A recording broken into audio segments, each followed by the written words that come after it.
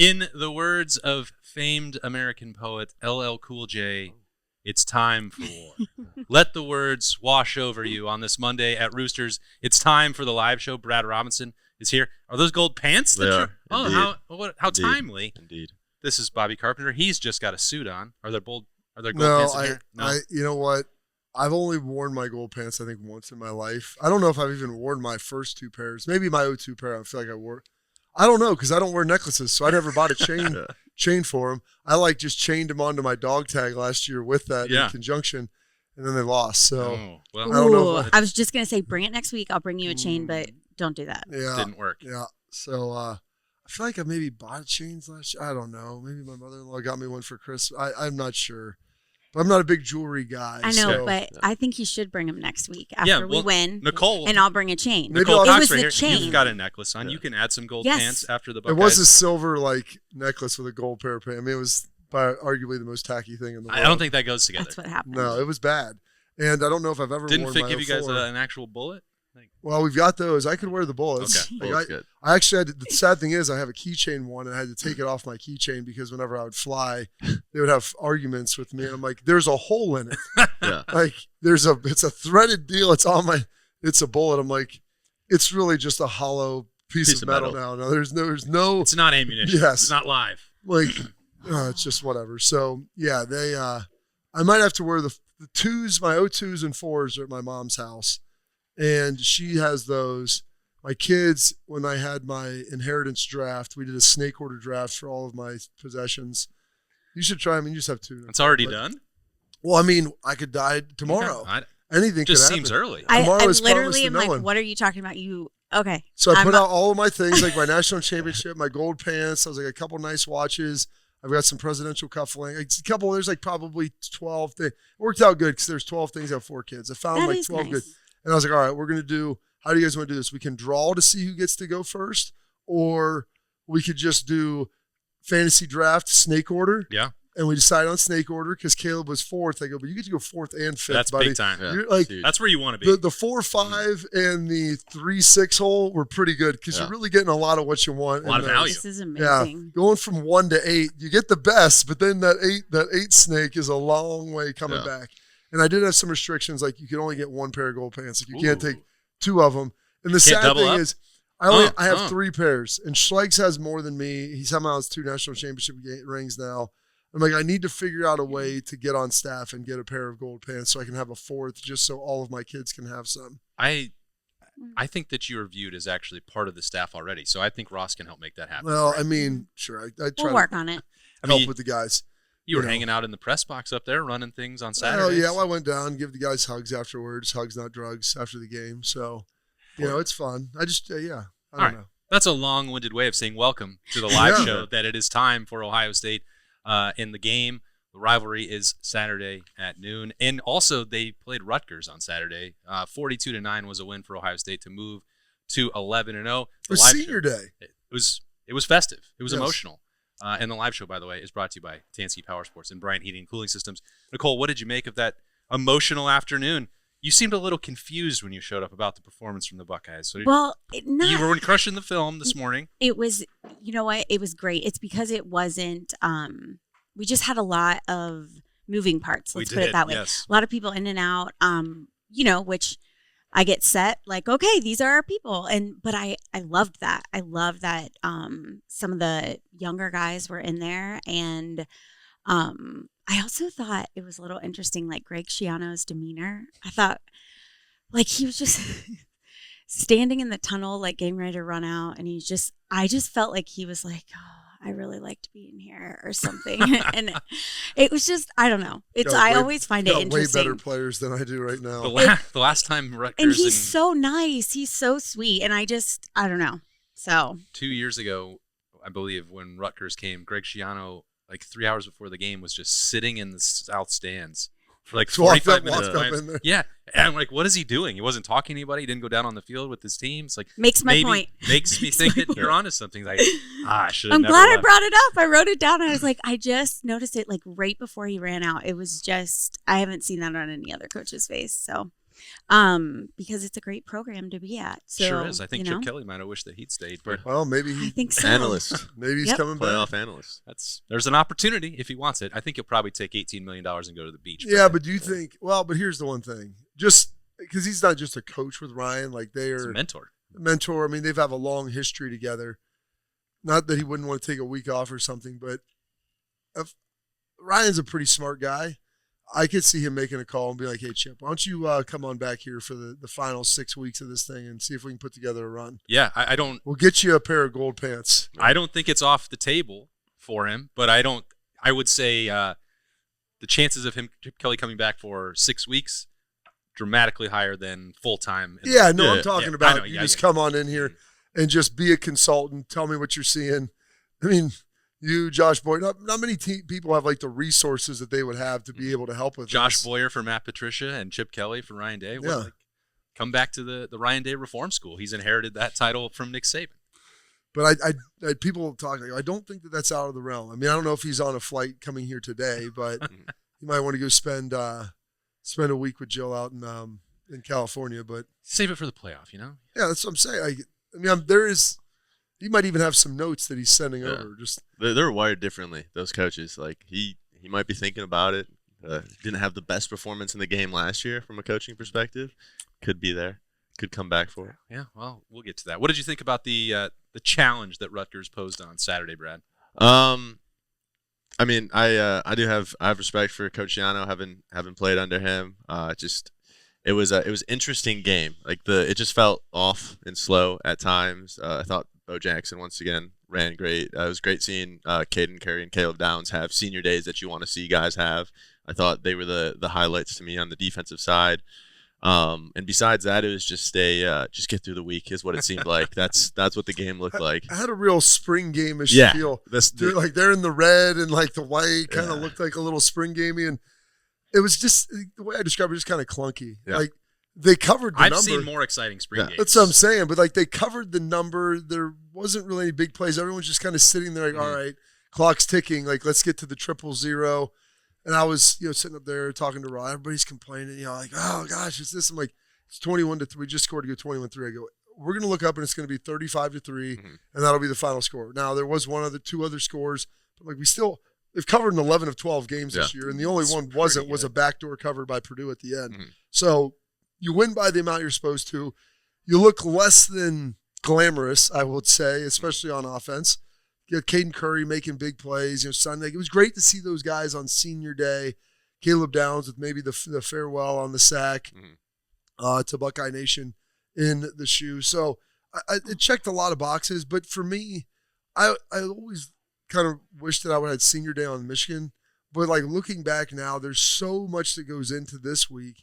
Being able to have it as a standalone, especially in a game that your 30-point favorites coming in. Yeah. Like, unless you fall running out of the tunnel, you should be pretty good. Yeah. And it felt like those guys could get their just due of the Styles brothers and everybody that was kind of coming through and being a part of it. Yeah, I mean, the journey has all led up to Saturday anyway, but that was another mile marker that you had to cross. And if you're looking for your next adventure, head to Tansky Power Sports. It's your one-stop shop for ATVs, dirt bikes, golf carts, and so much more. Whether you're looking for speed, power, or versatility, and the Buckeyes are going to need all of that on Saturday.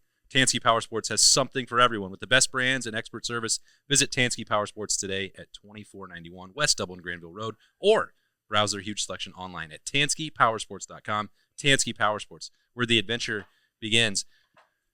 Brad, it's always an adventure in the big house. It is. What's the key? We don't have to dwell on Rutgers. Let's get on to the matchup. Like, where does this all begin?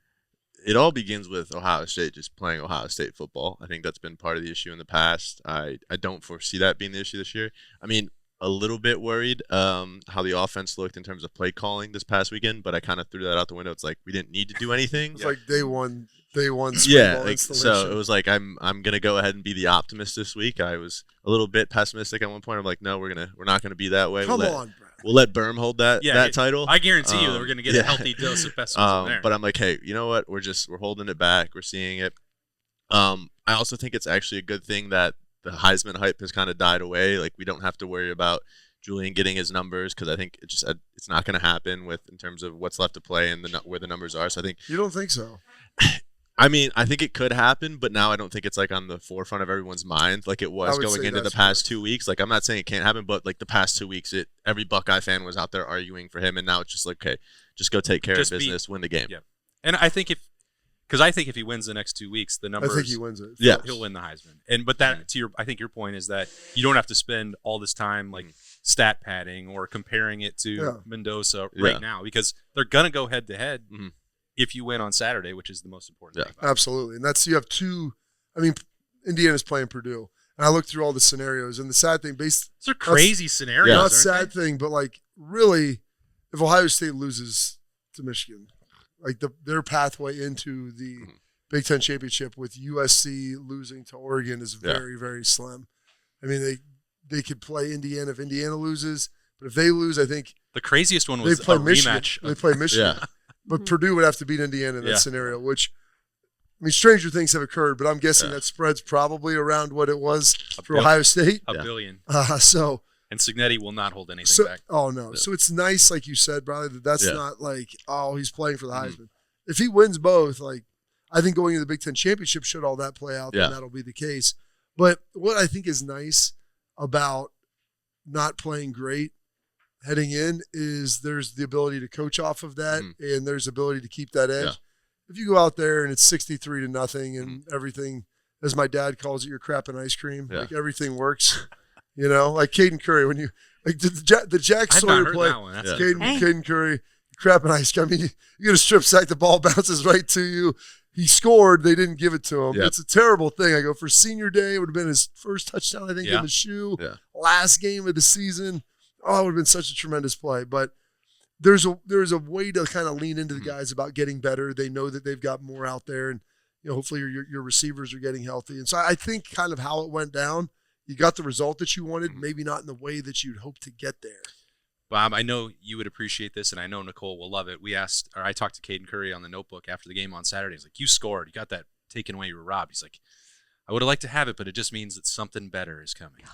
He's the best. What a guy. He is. 9 sacks, too. It's the lead of the team, I believe, correct? And I think it's just ramping up because I can see Nicole's notebook. It's different than my notebook, but it's got Caden Curry written all over. So I bet there's some Roosters. Is there a heart around Caden in there? Yeah. That's what I drove. So I do draw that in mind. Yeah. I don't always like to pick the most obvious one, person. I don't know why. I don't know. Buckeye leaves are earned. I know. You like underdogs. You like the I do. I just love the underdog stories, and I would give a Buckeye leaf to every single one of those guys. So it's like I'm trying to find a middle ground. But Caden Curry is definitely my Buckeye leaf this week. And, Luke Montgomery played great. Yeah. Lorenzo Styles Jr., Lorenzo was just, it's sad, like, to see these guys, some of these guys go.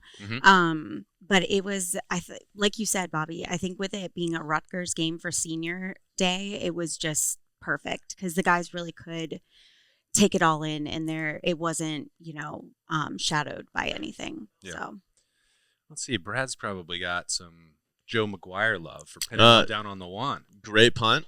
We'd love to see that. No Buckeye leaf for that. Oh, okay. All right.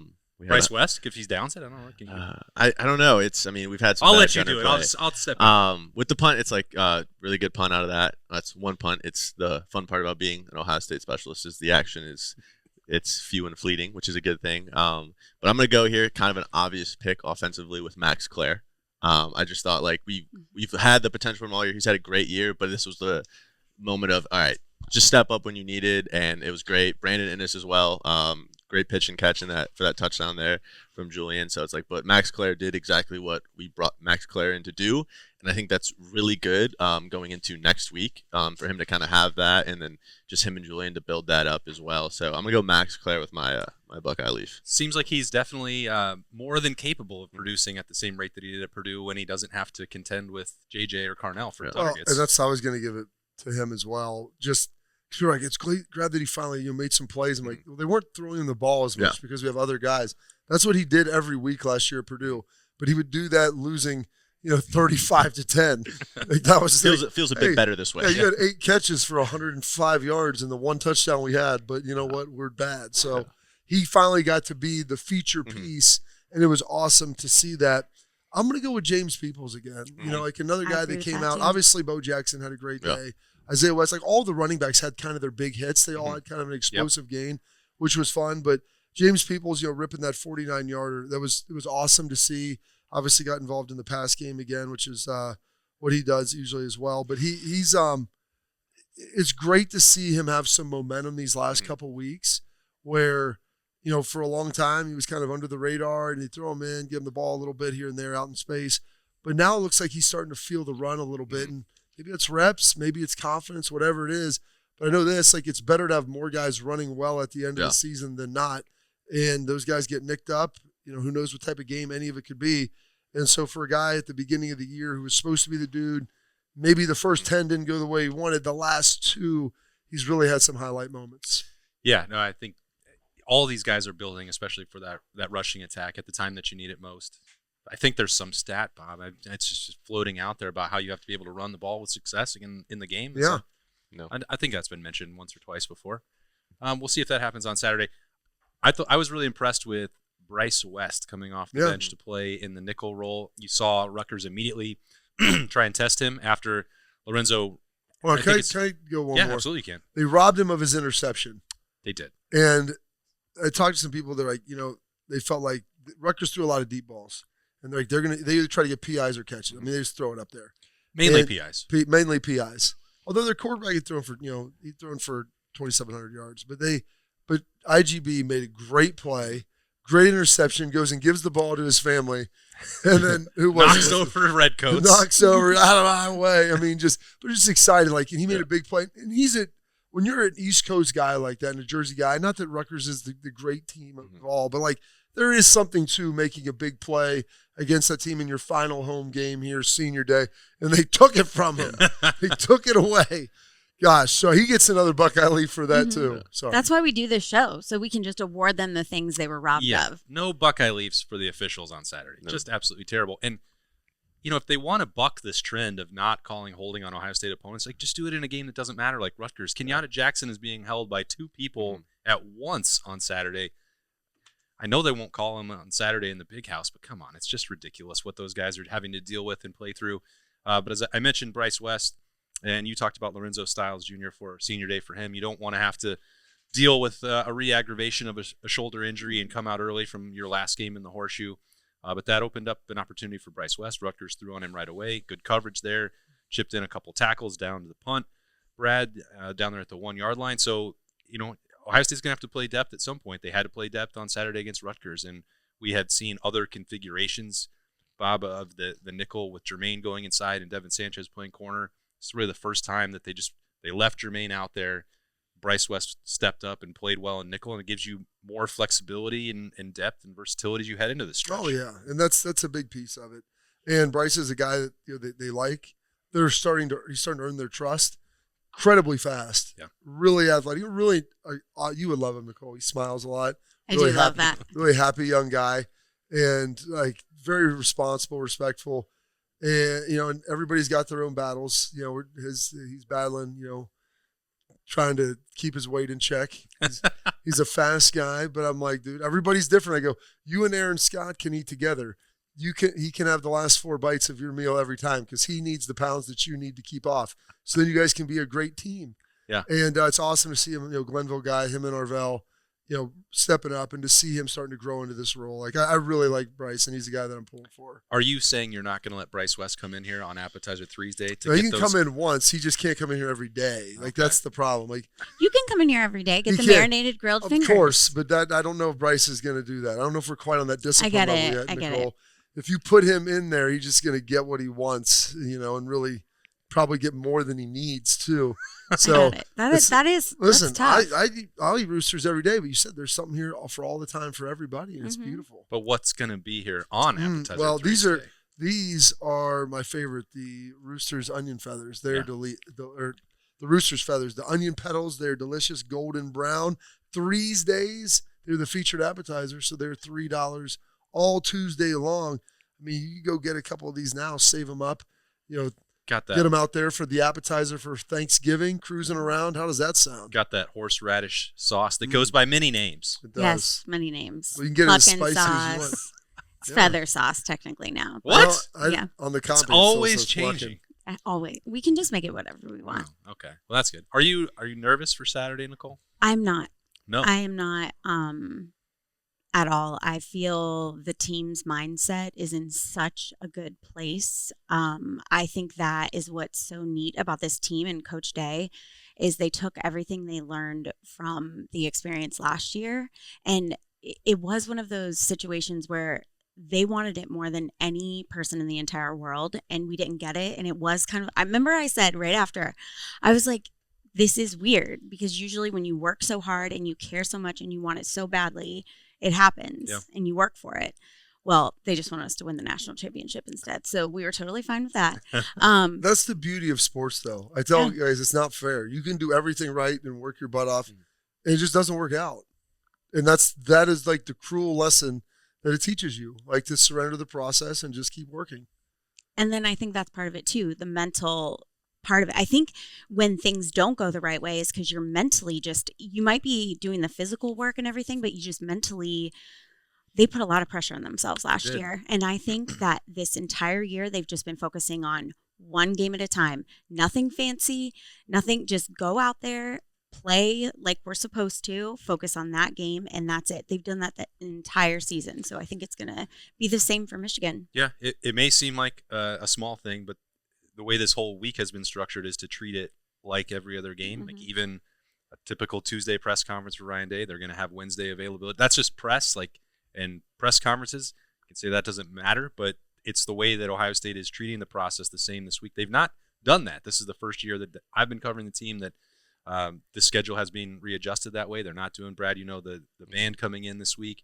And I know that maybe not everyone liked that. Like, you should treat it like they did that. I know, but not. They did during the second off week instead of having a bunch of extra distractions, or maybe that's not even the right word. Activities. Extra pageantry to get ready for the game. And I think there's something to be said for treating this. It doesn't mean that they're treating it with less intensity or urgency, or that they don't want to win it any less, but the way that they prepare for every other game works. It's controlling the emotion. Yes. Seems like it's a smart thing to do. It is controlling the emotion. Emotion is what can make things go awry. So.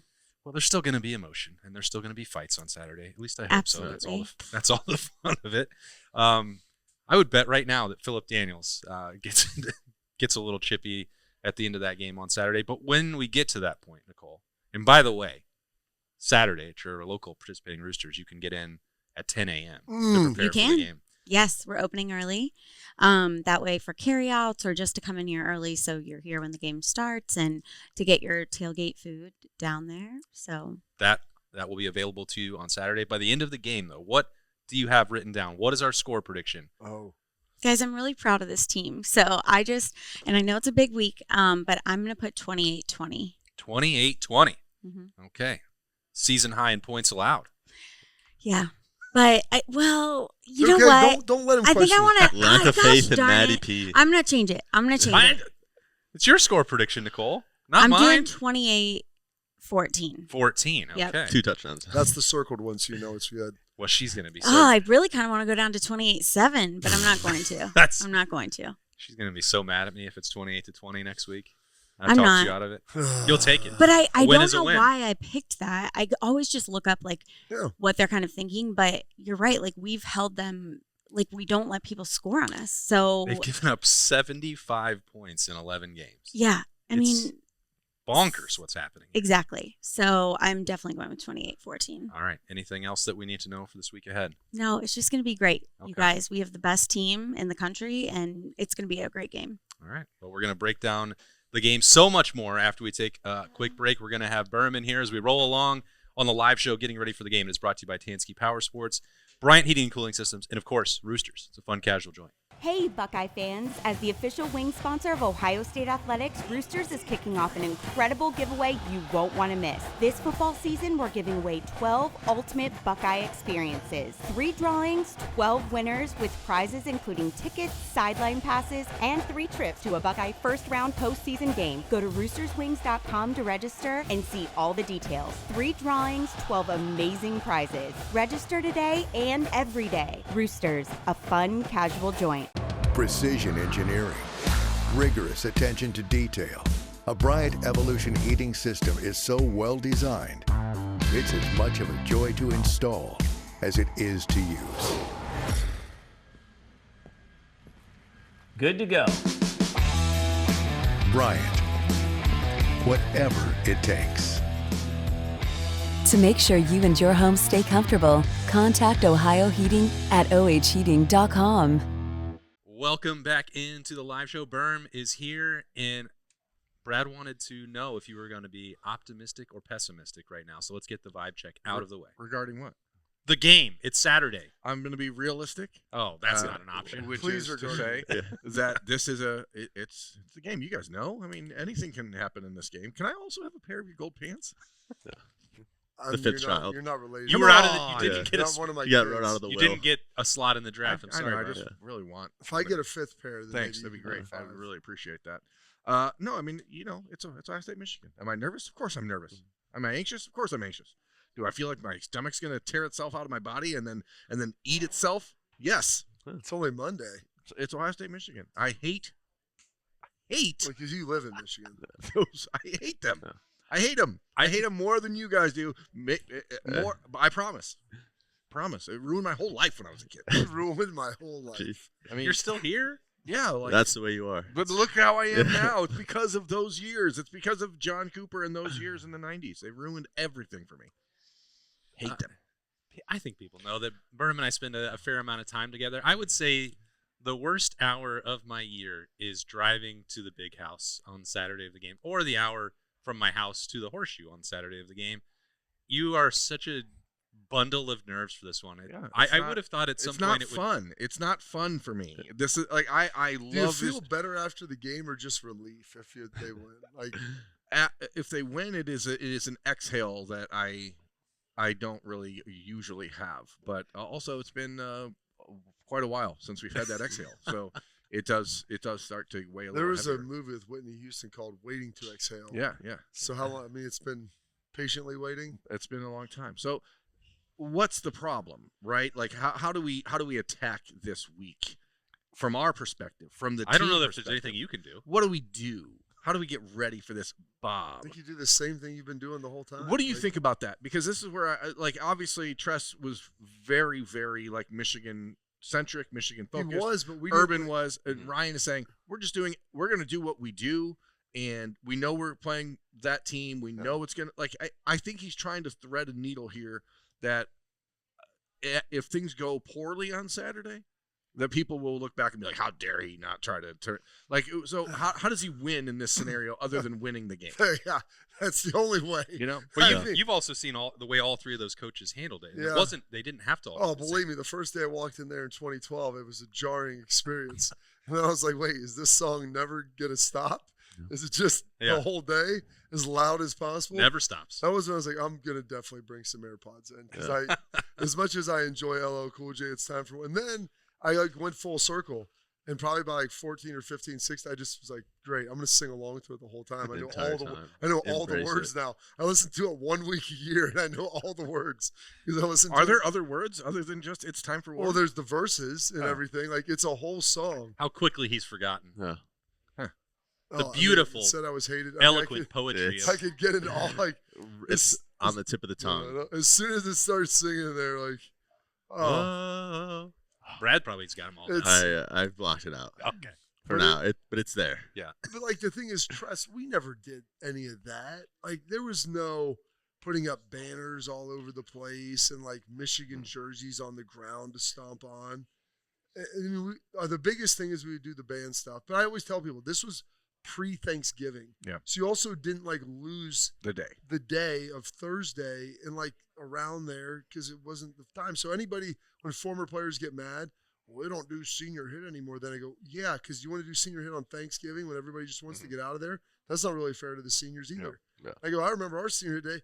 We went over there, senior tackle, and it was at the stadium. We practiced for 2 hours. We're sweaty, and then we sat there. I was freezing by the end of it because we were there for an hour and a half. Sun's going down. Nice late November day. It's dark at 5:30. They had to turn the lights on, I think. So like they've changed some of that stuff up, and I don't. And part of it is the calendar shifted. Yeah. So the band thing. Do it during the bye week. That's great. You're giving honor and respect to the band. You can actually be more into that then because absolutely. you have more time for it. You know, the senior tackle, do it after this. Because, by the way, you have a Big Ten championship. This Michigan game isn't the last game anymore. You want to be able to win that so you can go play in that. You might have 5 more games. Yeah, it's like window that in between the bowl game. That's what they started doing, and I think that's been great. You know, we would bring Earl Bruce in. Can't do that anymore. He's not with us. You can. It's just going to be very awkward. Yes. You know, but they would bring I bet they have some of those speeches recorded. Yes. And we can get we have hologram technology. And and I'm not sure, like, and I'm not in all the meetings. Like, do you have former players? You have a couple former players on staff. Like, those guys understand what it means. I'm pretty sure that James and Brian Hartline, Devin Jordan, like, those guys were all there. They won a lot of games. I don't think they ever lost. They're LeVar Ball. Never lost. It's like, so they understand it. Like, there's an appreciation for what it is. But, like, Bruce would always say, it'll be the toughest, hardest hitting, cleanest. Now, maybe that's gone on their side because they cheated. But there was always that, like, tough mutual respect, go play really hard, and prepare as hard as ever. So these guys, and Ryan's talked, they always be refining your process. So in theory, this should be the most intense and best week of the season because every week you continue to get a little better, figure out what works, maybe what doesn't, lean into that, lean out of the other stuff. And so I appreciate all that. So I don't think, like, you need, like, they're talking about it is going to be addressed. It's not like it's unknown and it's just right. It's not a nameless, faceless opponent. Yes, right. They know what it is. They know the environment. They understand the gravity. But doing things that change what you do, like you can always accent or supplement a little bit, but I don't think you need to substantively change the whole structure of what it is. So as we look at the last 3 weeks then and try and, I don't know, put that in perspective for what's going to happen on Saturday. This is because you called it a spring game, and I've called Purdue a scrimmage, and the whole thing was a training camp. Ryan threw something at you. Like, some of the routine, the risk would be, Brad, like, you got used to winning without having to play your best or rotating a bunch. Like, that can become a habit too. I think Bobby was touching on it earlier, where it's the benefit of not having your stud receivers out there, and even if you don't open up the playbook, it's good for the guys that played and also the guys that weren't playing and didn't have to play the whole game. Is it gives you more film to critique. It's not everything's perfect, and you don't have the All-Americans making everything whole. So it's like you can go and actually get more of a learning experience out of it. And the veterans, the starters, the guys that weren't playing all the time, if they're truly good vets and pro players, they'll still take something from a younger guy playing or a simpler scheme. I think for Julian, it probably was actually good to have those couple weeks of now he can really, he's not just looking amazing on film all the time. He looked good, but it's like now you find some critiques of like where he can be better in progressions, where he can be better seeing the field or doing things. So I think you take it with that grain of salt, but ultimately it comes down, Coach Day and his staff have to find his own approach to the game, and I think he's been trying to work through that the past couple of years. He originally started with the Coach Meyer approach, and I think that it worked in 19, 20, obviously happened what happened, and then 21 and 22.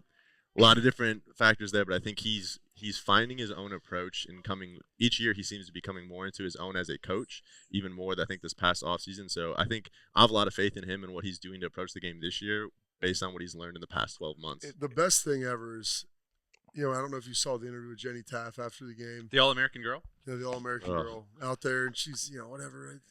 As soon as the clock hits 000s, it's on to Michigan week, and she's like, our guys are excited. They're ready to go, start preparing. Well, what are they excited for? He's like, we'll start preparing for the game. But he said it with kind of like excitement and a laughter. Not that I think before, like there was a certain, I think an emotional baggage that he was maybe wearing in this this week, that I think the national championship maybe didn't free him of all of that, but it did knock off a lot of it. Yeah. And so we can go beat anybody. I don't care who it is and what they look like. So we just got to go figure this out and go do what we do. Well, it's hard because the thing you hear people say, well, Ryan just needs to relax. He just needs to relax. Well, then they said he didn't care enough. So what do you want? Don't stress about it. Don't get uptight. Don't do too much. Don't get in your own head. Don't get in your head. Just relax, man. Have you ever seen Forgetting Sarah Marshall? Yes. When they're out there on the surfboards, like you got to do less. Do less. Well, now you're not doing anything. Now you're just laying there. You have to pop up. So that's what people are like. Well, Ryan doesn't understand because he's not from the state of Ohio, and I'm like, well, I did hear the guy say that outside of his father passing, this was the worst days of his life. So that would imply that there's a fairly high. I think he's got a little bit of skin in the game. That it matters a lot, and it does weigh on him a significant amount. So let's not pretend like that. And what I think also what he has said, and he said this after the game last year, and talking about being Buckeyes, like my kids are Buckeyes. Like this is really all they've ever known. Yeah. Like especially his younger daughters. Like RG's a little older, maybe remembers some other stuff, but they've grown up here. Like they've been a part of this. They've seen it. They've experienced it. Like this is who they are. And so while him and Nina may be from New Hampshire, like his kids they've grown up in Ohio. Like they're Ohioans. And RJ spends every day with the Ohio State football program and like with the players, and it's not like the family doesn't feel what this game is about, and now you have to go out and play it. So like what has to happen this preparation, these couple days, what do you have to fix from what you saw on Saturday? Saturday was weird. Saturday was a weird game. Yeah, it was clunky. But it wasn't, was it? But it felt like, because you didn't see Carno and JJ catch like the long touchdown. But like Rutgers had 70 yards through three quarters. They had 200. There was nothing clunky about the defense. 140. Whatever. 147 total 77 in the fourth quarter against the backups. Ohio State had 430 yards, averaged 7.2 yards a play. 250 on the ground. Like, yeah, you'd like to get the run game going. I'm like, well, what is it? What more could it do? They averaged 7.2 yards a play. Julian was, they only had average 6 third downs. Right, like they were 3 for 6. It was like, not, that can't be right. It was not a game that like you watch it and you're like, this doesn't feel good. And then you look at the numbers, you're like, well, actually, Rutgers had 1.7 yards a carry, and people are like, oh, Rutgers was running the ball over. I'm like, what are you talking about? They hit a couple runs. They had 1.7 yards a carry for the game. Like I understand what you're saying. I looked at the numbers because like, man, I feel like they got a little more than that, but there was a couple runs that hit in the fourth quarter. I think that's what's happened with this defense, Bob, and the standard has been elevated so much. It's like if you get a 4-yard run, if you give up a first down, it feels like they got what is happening here? Like it's become just normal that the best you're going to get is 1 yard, and Caden McDonald's going to throw you to the ground. And like if you try and run up the middle, I caught myself thinking that on Saturday.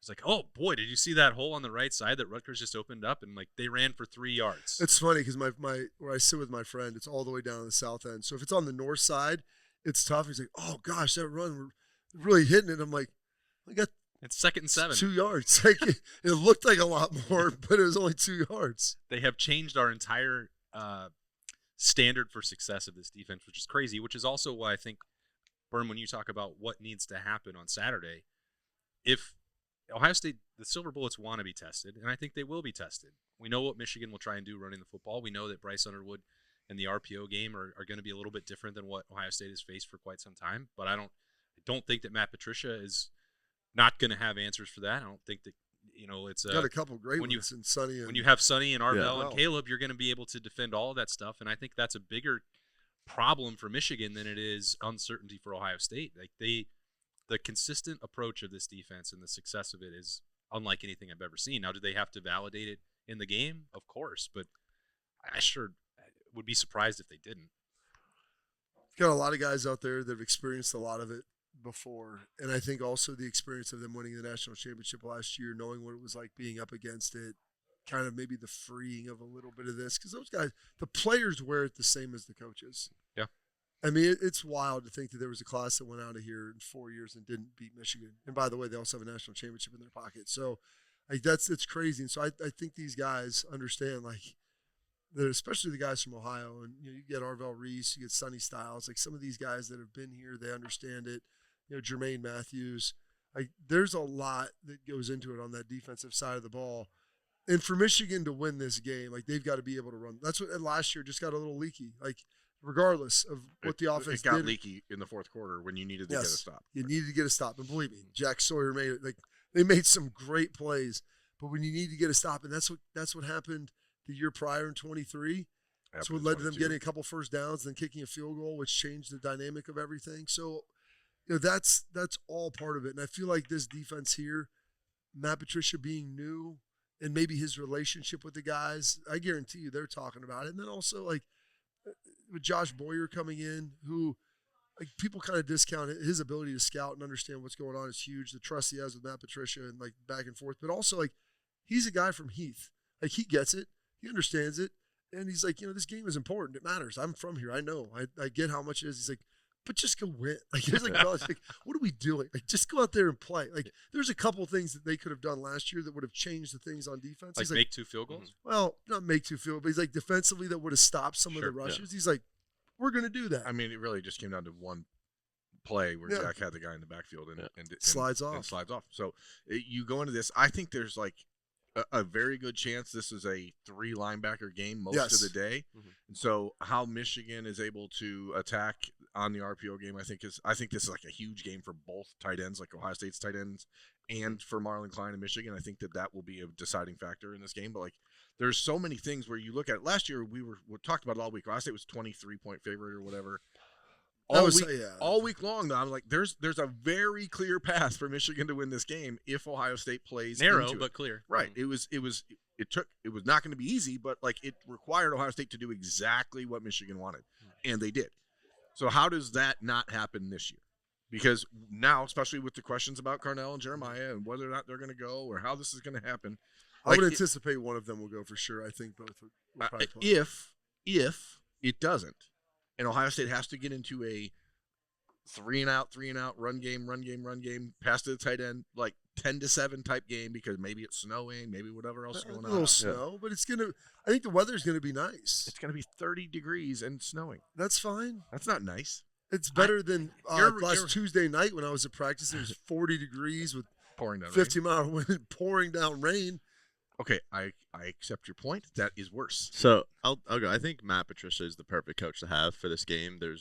He has no memories of this game. Like, he doesn't have the Jim Knowles weaknesses. But then also Knowles was going into 23 and 24 with very bad 21 and 22 and 23 games under his belt. So he was probably freaking out.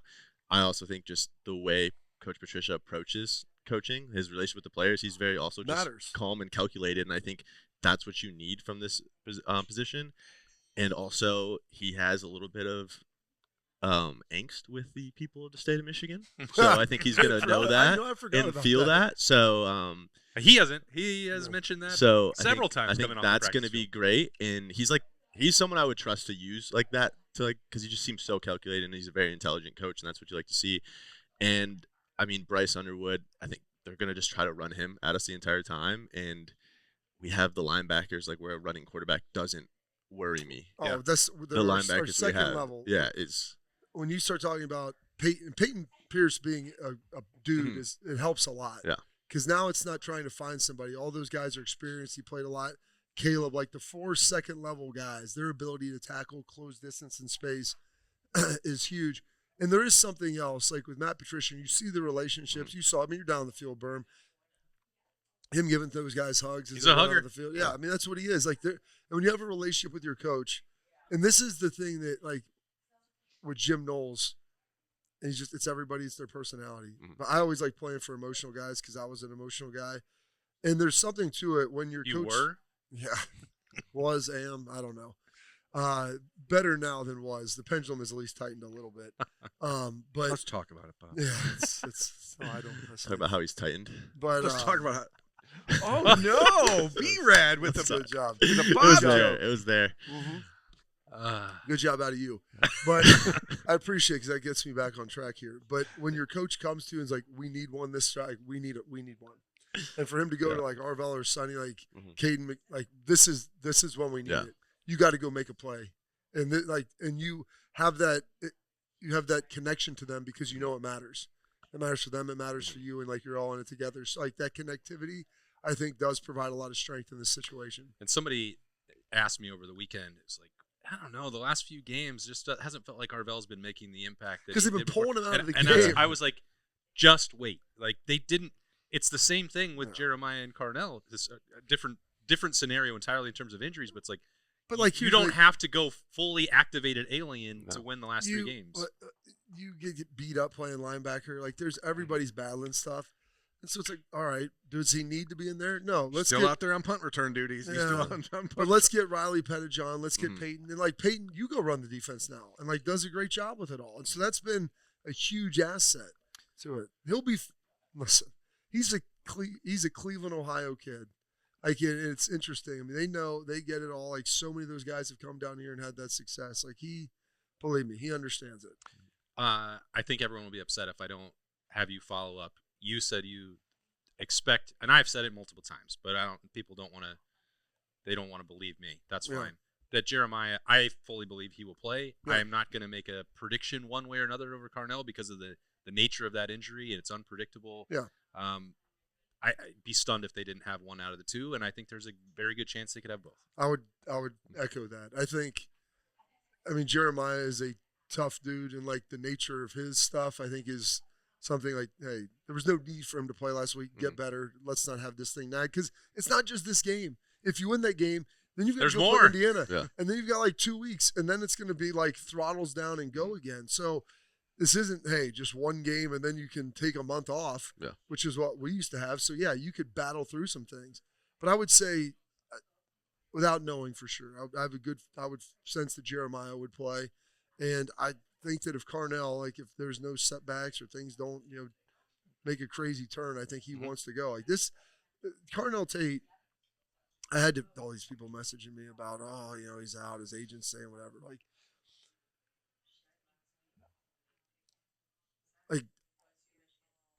Carnell really likes it at Ohio State. Like he loves it here. He has a great relationship with his teammates, a great relationship with his coaches. I think the passing of his mother, like it really, it strengthens that. Like he's not a dude that's like, and now that I'm going to be a top 10 pick, like deuces, like I don't need to play anymore or do anything. That's not him. And so I'm not going to sit there and promise people that he'll be out there. But I think if he can go, he will be going. Yeah, and that's I get it, the interest and the intrigue, especially this week in particular, where we won't have definitive answers, probably Birm, until 10 a.m. Saturday. But you still have to make a score prediction, and I know it's subject to change as well. So let's get to it. Get out of here. Get ready for the week ahead. Give me. He's shaking over here. 20-13. Who's going to win? I don't know. Give me 20-13 Buckeyes. The Buckeyes are a better team. It's not really hard to see. If they have one of those two weapons back, I don't think Michigan can slow them down enough. Michigan's defense is not really good. I know that it's kind of antithetical to what they have been. Yeah. They have a couple decent edge rushers and Jayshon Barham, and who knows if Ernest Hausman's playing. I don't know what the hell's going on with that dude. Well, he's got superpowers. There's some weird things happening, but like I'm most interested to see how Wink Martindale approaches Julian Sayin, because everything that when you watch Michigan, it's a blitz, pressure, and I don't think they're going to do that against Ohio State. No. And so now, how does the check down game work for Ohio State, and do you have an opportunity every once in a while to take a shot to keep them honest, because the Buckeyes have not tried to do that the last 2 weeks, and I think that they have to do that against Michigan. But I'm really fascinated to see how Martindale tries to handle Julian. Brad, what do you expect? I think, like I said earlier, I think it's a big game for the defense. I was back and forth between 13 points, but I think I'm going to go with 9. Those are my two numbers. We've seen it a couple times. Going through 9 for I think our defense is going to do what they need to do. And then offensively, I think it's cliche to say it, but it's going to come down to O-line play, not necessarily in the run, but just in the pass pro. If they do bring the pressure, I think at the end of the day, if you give Julian Sayin time, he will do what he needs to do, no matter who's out there catching passes, and also those running backs in space, the role that James Peoples is finding as that receiving back. So I think they're all taking the right steps. O-line, I think, is coming together a little bit better. So I think I'm going to go with 27-9. 27-9. I don't hate that. So as long as you score more than 17, this team will always win. And it's a pretty good barometer. Well, I felt pretty good. Someone told me that, and that's held true. I'm going to say 24-10. 24-10. All right, I think 9 sounds better though. It does sound better. It looks better. I think, Bryce Underwood, he might be able to hit one in the RPO game, but that's as much as I'm going to give him. I think it'll be 24-13. Ohio State wins. That streak will be over. Buckeyes will punch their ticket to Indianapolis, and they'll get a set of gold pants, and it's been too long. And then someone will have to put that down the road into their family. 2 players on this Ohio State roster have played in the Big Ten championship game, and it's Max Clare and Joey Velasquez. Against each other when they played for Purdue and Michigan in 2022. 2 classic rivalry right there. Yeah. Amazing. All-timer. All right. Amazing. It's here. I hope y'all have a fantastic Thanksgiving week. And maybe you can relax before Saturday. I know that Birm won't, but he's got all the stress on his shoulders for you, so you don't have to have it. Thank you to Bradley Robinson and Bobby Carpenter for spending some time in here breaking down the game. Thanks to the Roosters staff here on Olentangy River. Fantastic place to come watch the games. Doors will open at 10 a.m. on Saturday. Thanks to Tansky Power Sports and Bryant Heating and Cooling Systems. He's Birm. I'm Austin. Have a great week, folks. We'll be right back in here to break it all down at Roosters. It's a fun, casual joint.